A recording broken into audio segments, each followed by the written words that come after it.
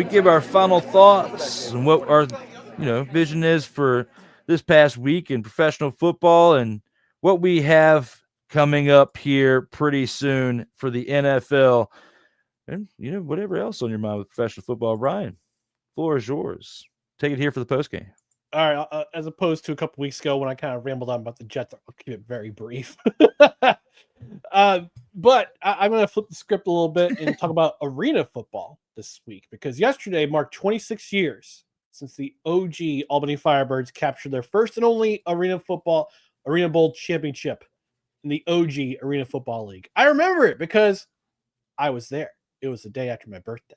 And then 6 years later, on August 11th, 2019, the Albany Empire won their first and only Arena Bowl championship in Arena Football 2.0. I remember it because I was there.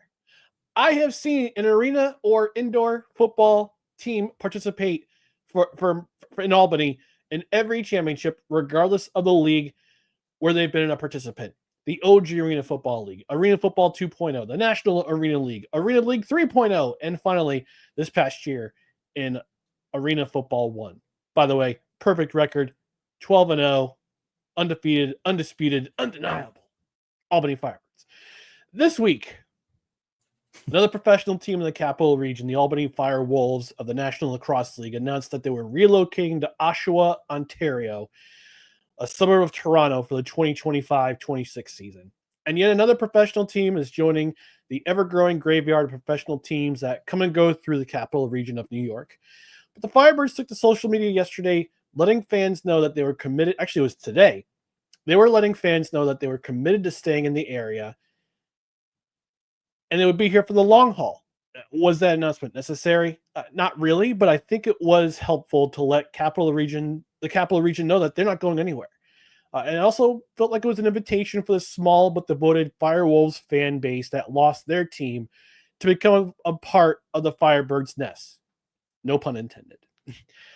Arena football is in Albany's blood. Ever since the first iteration of the team in 1990.